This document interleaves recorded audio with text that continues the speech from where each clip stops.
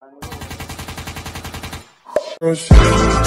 morning, you're the sun of my morning, babe. Hi guys, so for today's video, as you can see from the title, I'll be showing you how to do the smooth transition or movement on TikTok. Since I used to do it on Musical.ly, now I'll be showing you how I do it on TikTok kasi nga iba yung update ngayon. So let's get started. So first, I'll show you guys dito sa screen yung screen ko. And so first na tip ko is find a good song na pwedeng pang normal lang na smooth. Yung wala siyang gaanong pang transition and something you like. Secondly is yung position ng kamay mo. Make sure na komportable ka pagka hinahawakan mo yung phone mo. And, and make sure din, kung magpa-film ka, make sure na may support sa ilalim. Kahit itong pinky lang or itong dalawang finger na to. It's just to support it para yung pagka gumalaw ka or something, mag-steady siya and walang gaanong movement. Hindi siya pangit tignan. Third one is make sure na malayo yung maghawak mo sa phone mo. Kasi pagka malapit, like, bro, it's too near. Yun, it's too near sa mukha mo and you don't want na mukha mo lang. Of course, pagka nakabihas ka or something like that, if you wanna show your thing, whatever, you want to show na, yeah, you know what I mean. And then lastly is pagka nagmo-move ka, dapat mas slow siya sa, so pagka diba nag-play mo yung times 2 sa times 2 mode tayo kasi yun yung pinaka easy kasi pagka normal ang pangit yung tingnan and pagka times 2 mabagal yung song. So, mabagal yung song, mas maganda siyang tingnan. And by the way, another tip is pagka nagsuslow, like smooth transition ka, motion ka, make sure na maliit lang yung movement mo kahit na malayo ka and kasi pagka maliit lang yung movement mo, mas smooth siyang tignan, mas maganda siyang tignan.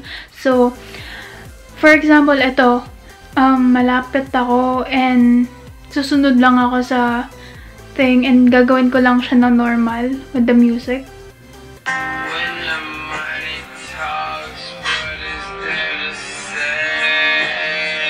Hindi ko natatapusan, of course, kasi example lang naman.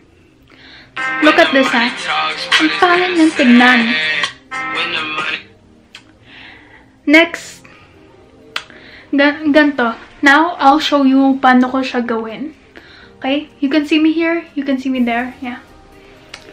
So, pagka slow din yung motion ng mouth mo pagka kinakanta mo and then yung movements mo, slow din siya and slow din itong phone mo. Slow yung pagka-move mo dito. Nakakangalay siya, of course, pero pagka nasanay ka na, then parang wala lang siya.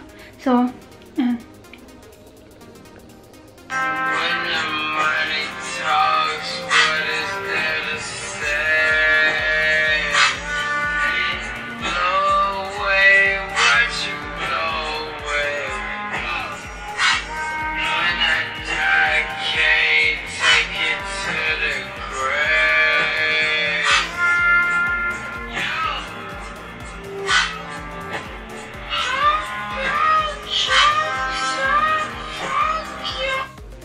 Okay. Wait lang. So, ayun. Natapos ko na yung akin. Pero, may nakalimutan ako sabihin. Pagka may beat yung song, doon mo siya bibiglayin ng pakonti-konti. Ganon. Parang isa-shake mo lang siya ng onte. Para maganda siyang tingnan. And, yeah. Yun lang ba? Yun lang ba yung sasabihin ko? Yeah, I think that's it. Titignan na natin siya ngayon. When the money talks, what is there to say? Blow away, watch it blow away. When I die, can't take it to the grave. Wait lang. Tatry ko lang ulit siya, okay?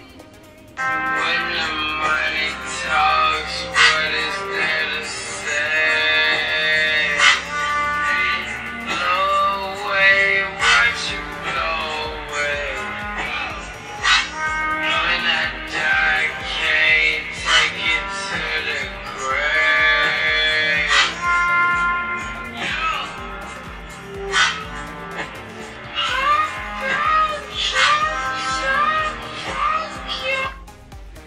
When the money talks, what is there to say?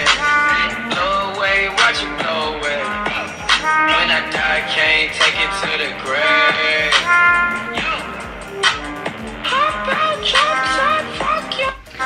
Gets nyo naman yung sense, right? Of course, this is not perfect, pero ganon, yeah, ganon. I'll do another one. Wait lang. Tagalog song naman para hindi lang English. Natulog din pa ako.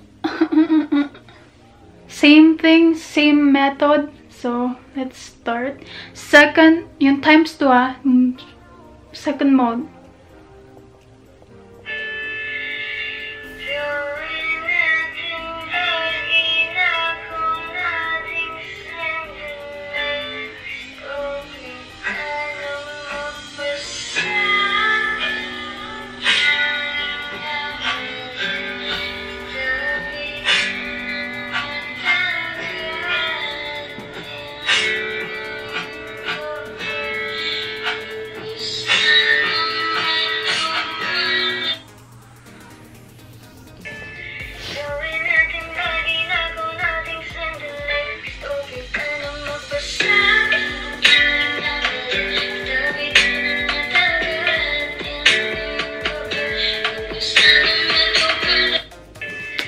Ayun, guys. So, nakita nyo naman na. So, ayun lang yung tutorial na to. Sana it helped. Kasi ang dami na din nag-request sa inyo na to and hindi ko mabigay. And lobat na and lobat na din yung camera. So, ayun. Peace out, guys. Thank you.